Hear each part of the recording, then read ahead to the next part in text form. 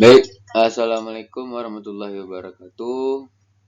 Saya akan mempresentasikan dan menjelaskan dari PPT bab 7, yaitu pengembangan strategi penetapan harga.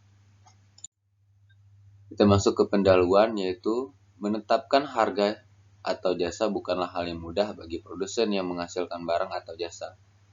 Mereka harus menghitung secara cermat seperti harga pembelian barang mentah untuk kebutuhan produksi, biaya yang diperlukan untuk membuat barang dan jasa ditambah dengan besarnya keuntungan yang diingin didapatkan. Nah, ini termasuk juga yang dimaksud para wirausaha yang menjual kelontong sembako dan juga yang menjual barang-barang keliling seperti itu. Ini tidak mudah menentukan harga terhadap produk yang mereka akan jualkan atau yang mereka targetkan terhadap produk ke konsumen. Masuk ke B, yaitu definisi dan konsep harga. Saya mengambil dari referensi dari Kotler, yaitu harga didasarkan pada pengertian sempit merupakan nilai dari suatu barang atau jasa. Sedangkan dalam pengertian luas, yaitu pengorbanan dari pelanggan untuk membeli barang atau jasa yang dihasilkan oleh pengusaha atau pembisnis. Nah, ini adalah bagaimana kita akan melakukan harga dimaknai sebagai penghargaan atas karya yang dibuat dengan mempertimbangkan berbagai komponen, pengeluaran biaya, serta jumlah keuntungan tertentu yang diinginkan sebagai dasar untuk menetapkan harga atas barang atau jasa yang dijual pasar. Seperti itu. Masuk ke faktor berpengaruh pada kebijakan harga. Ini ada 4 poin yang saya ambil dari faktor berpengaruh pada kebijakan harga, yaitu laba yang diinginkan. Laba yang diinginkan dalam kaitannya dengan jumlah laba, penetapan harga harus mempertimbangkan kecukupan pengembalian modal, kebutuhan akan laba untuk membayar dividen, dan kebutuhan laba untuk ekspansi dari hasil penjualan tersebut, serta tren penjualan yang diinginkan. Faktor produk. Faktor ini mencakup realistisnya volume penjualan yang direncanakan, diskriminasi harga, ketersediaan kapasitas menganggur, kelayakan untuk mengenakan tingkat harga yang diinginkan, kaitan harga dengan daur hidup produk. Ini sangat berpengaruh ya terhadap penjualan produk atau penjualan seperti enceran atau grosiran seperti itu. Ini masuk faktor biaya, tingkat biaya tetap dan biaya variabel, efektivitas, penggunaan modal, pembebanan biaya bersama pada tiap jenis produk. Dalam penentuan harga jual, faktor biaya digunakan sebagai batas bawah karena dalam kondisi wajar, harga jual harus dapat menutup semua biaya bersangkutan dengan produk atau jasa dan dapat menghasilkan laba yang diharapkan dari faktor biaya atau faktor dari penentuan harga produk yang dimaksud dari penjelasan faktor biaya tersebut. Masuk ke yang terakhir, faktor dari luar perusahaan. Nah, ini termasuk faktor luar perusahaan yang harus dipertimbangkan adalah elastisitas permintaan, target pasar, tingkat persaingan, dan heterogenitas produk. Nah, ini faktor-faktor non-ekonomis seperti perundang-undangan yang relevan juga perlu dipertimbangkan sebagai faktor eksternal dalam penetapan harga. Masuk ke sub D, yaitu strategi harga dan daya beli konsumen. Ini ada beberapa poin dari strategi harga yang saya ambil, yang saya kutip, yaitu pertama value based pricing. Ini dimaksud adalah apabila digunakan secara akurat, pricing strategi ini dapat meningkatkan sentimen dan loyalitas pelanggan bisnis Anda. Yang kedua, cost plus pricing. Ini strategi ini juga dikenal dengan penetapan harga markup karena bisnis yang menggunakan ini akan menandai produk mereka berdasarkan seberapa besar ingin mendapatkan profit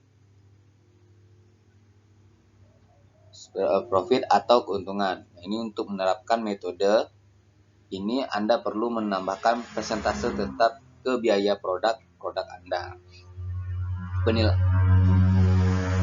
Ini adalah penilaian-penilaian yang tertentu terhadap persentase produk yang ditentukan harga setiap jenis produk seperti itu.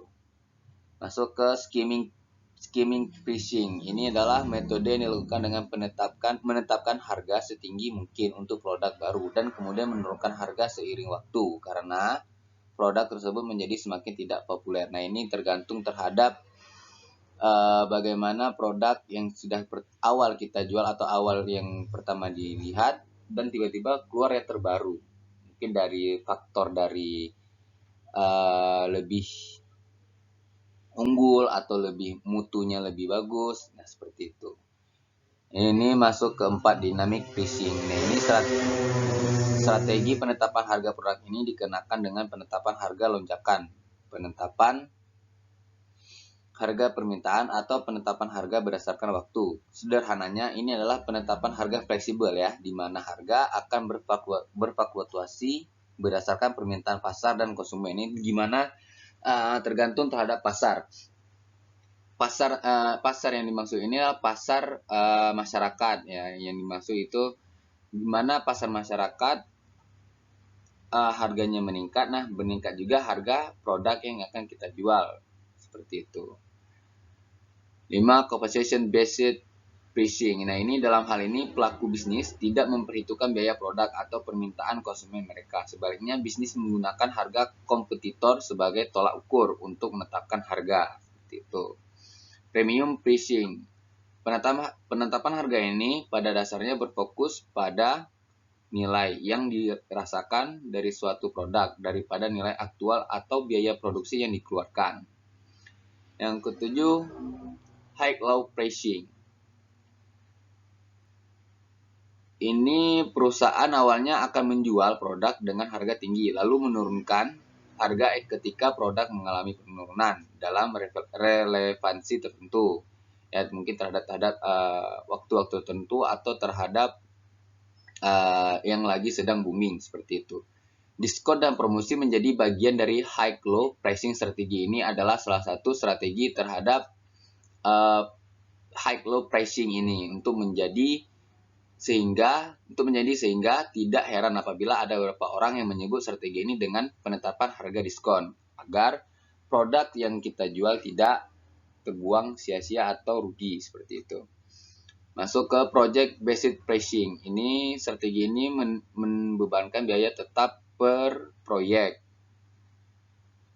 Alih-alih pertukaran langsung untuk uang untuk waktu. Biasanya yang menggunakan strategi penetapan harga produk ini ialah bisnis yang menyediakan layanan bisnis seperti konsultan, freelance, kontraktor, dan lainnya. Nah, ini adalah project based pricing. Ini yang menentukan harga dan penetapan harga ini tergantung terhadap per orangnya yang membuka jasa. Seperti freelance tersebut, dia membuka jasa, seperti dia membuka jasa digital marketing, dan lainnya. Seperti itu.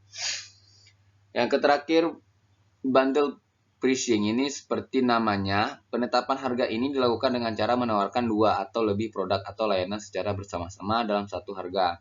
Karena dapat memilih untuk menjual produk atau layanan paket sebagai bagian dari paket atau menjualnya sebagai komponen paket dan paket individual. Seperti itu.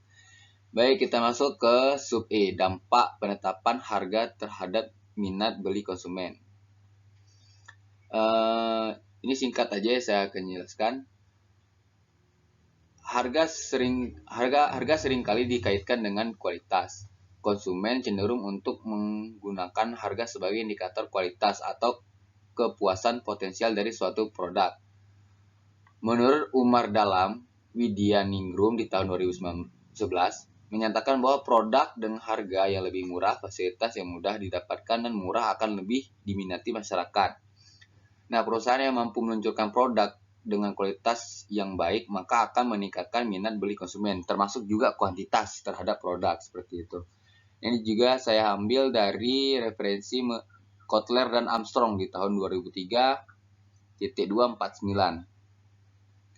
Harga adalah sejumlah biaya yang ditanggungan oleh produsen kepada konsumen untuk menikmati produk yang dihasilkan oleh perusahaan.